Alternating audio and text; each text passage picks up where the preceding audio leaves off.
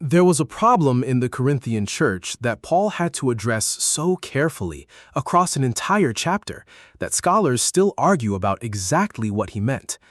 Because in the same letter, Paul says something that sounds like a flat contradiction. 1 Corinthians 12:30, he asks rhetorically, "Do all speak in tongues?"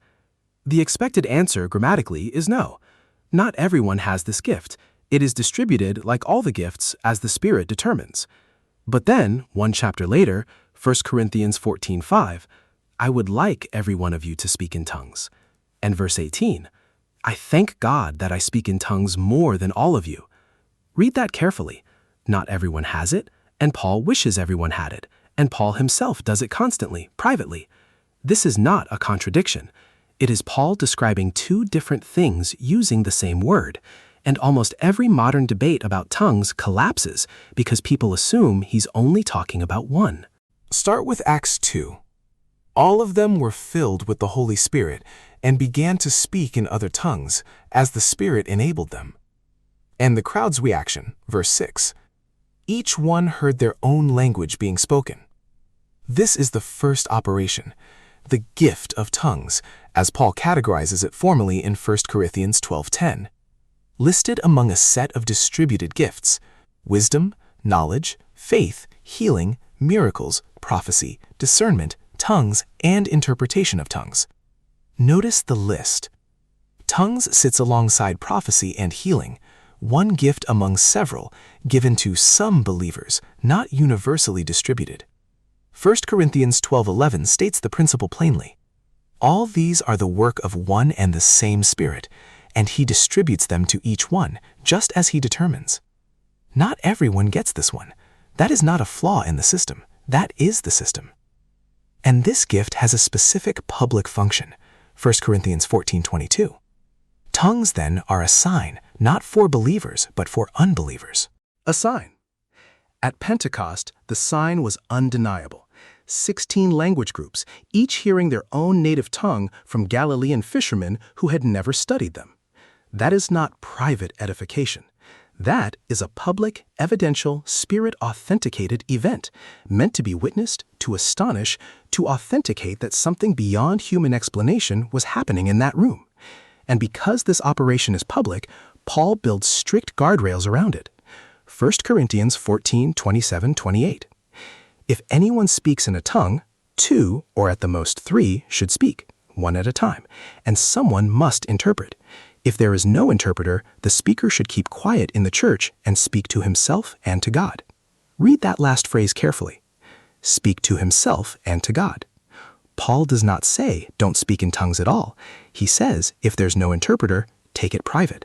Which means there is a second category the same phenomenon fits into, one that does not require an interpreter because it was never meant for the room. 1 Corinthians 14:2.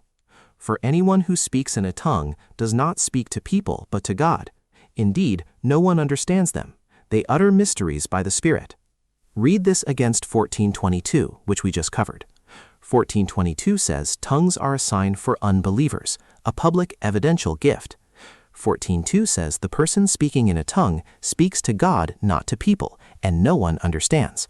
These sound like they're describing two entirely different situations, because they are. 14:2 is describing what most charismatic and Pentecostal traditions call praying in tongues, a personal prayer language, not a public sign gift. And Paul describes its mechanism precisely in 14:14. For if I pray in a tongue, my spirit prays, but my mind is unfruitful.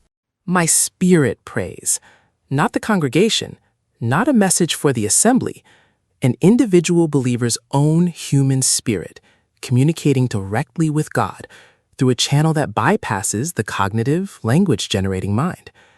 And Paul's response to this experience, verse 15, is not resignation, but both and. So what shall I do? I will pray with my spirit, but I will also pray with my understanding. Here is where the contradiction from our hook completely dissolves. 1 Corinthians 12:30, do all speak in tongues, is asking about the public gift, the Spirit-distributed sign, given selectively like healing or prophecy, according to the Spirit's determination. 1 Corinthians 14:5, I would like every one of you to speak in tongues, and 14:18, I thank God I speak in tongues more than all of you, are describing the private prayer language, something Paul practically treats as widely available, personally exercised, and constantly practiced in his own life, almost entirely outside the gathered assembly. Same phenomenon, two distinct operations, two distinct purposes.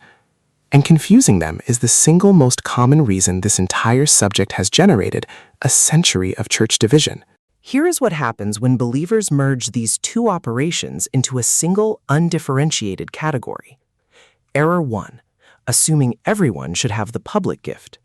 If a believer reads, "Do all speak in tongues," and "I wish you all spoke in tongues," as describing the same thing, they land in confusion, either concluding that everyone who doesn't publicly manifest tongues in a worship gathering is somehow deficient, or concluding that Paul's teaching is simply inconsistent and therefore not to be taken seriously. Neither conclusion is necessary once the two operations are separated. The public gift is selectively distributed, not everyone has it, and that is not a spiritual failure. Error 2. Assuming the private prayer language requires public interpretation. Some traditions, out of a sincere desire to follow Paul's guardrails carefully, have concluded that any use of tongues without interpretation is disorderly, applying the public assembly rule of 1 Corinthians 14:27-28 to private devotional prayer, where Paul explicitly says the person can speak to himself and to God without requiring an interpreter at all. This produces believers who feel guilty for a private practice Paul himself described as constant and personally treasured. Error 3. Believing the private prayer language is unavailable to ordinary believers. Because Paul lists tongues among distributed gifts in 1 Corinthians 12, some conclude that the ability to pray in a personal prayer language is as selectively given as the public sign gift, available to some, withheld from most. But 14:5's wish, "I would like every one of you to speak in tongues," and Jesus' own promise in Luke 11:13 that the Father gives the Holy Spirit to those who ask him, suggests something more expansive about the private operation than the selectively distributed public sign. And this is the modern parallel almost nobody names directly. Human beings still do this today. We take a category built for one context and force it to explain a completely different context, producing confusion that a careful reading would have prevented from the start. 1 Corinthians 14:4 draws the clearest possible line between these two operations, based on a single question: who is being built up? Anyone who speaks in a tongue edifies themselves, but the one who prophesies edifies the church. Edifies themselves. The Greek is oikodome, the language of construction, building, laying foundation. The private prayer language is explicitly described as self-edifying, strengthening the individual believer's own spirit, even when the mind does not process what is being said. Jude 1:20 confirms this function directly. But you, dear friends, by building yourselves up in your most holy faith and praying in the Holy Spirit. Same word, same function, personal construction, a private discipline that reinforces the individual believer from the inside. The public gift operates under an entirely different mandate. 1 Corinthians 14:12. Since you are eager for gifts of the Spirit, try to excel in those that build up the church. The public gift is measured by its benefit to the gathered body, which is precisely why it requires interpretation. An uninterpreted tongue in a public assembly edifies only the speaker, while the rest of the room receives nothing they can understand or apply. This is why Paul in 14:19 makes a statement that sounds almost extreme until you see the distinction clearly. But in the church, I would rather speak 5 intelligible words to instruct others than 10,000 words in a tongue. He is not devaluing tongues. He is placing each operation in its proper context. Private prayer language, personal, edifying, valuable, encouraged. Public tongues without interpretation, appropriate for private devotion, inappropriate for the gathered assembly, where clarity serves the whole body. So, what does this distinction actually mean for how a believer prays and gathers? In private devotion, Paul's own testimony, "I thank God I speak in tongues more than all of you," describes a personal, sustained practice. Romans 8:26 gives the theological foundation for why this matters so much in the most difficult seasons of prayer. We do not know what we ought to pray for, but the Spirit Himself intercedes for us through wordless groans.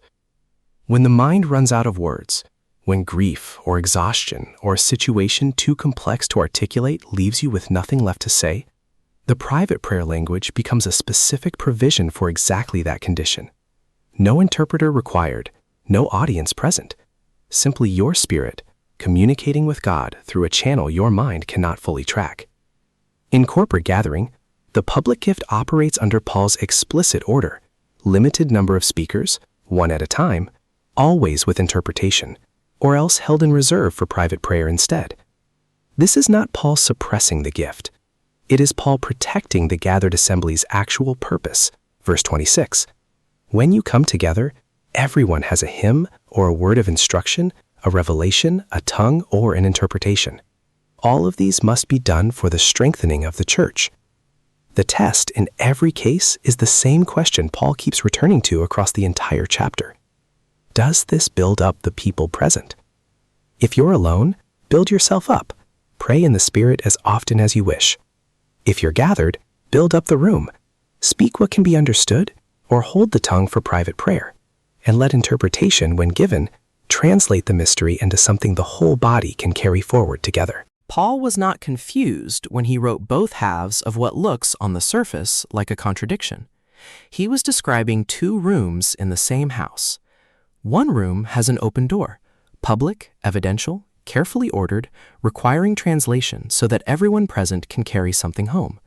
The other room is private, no audience, no requirement of interpretation, simply a believer's own spirit communicating with God in a language their mind cannot process, but their spirit was never confused by.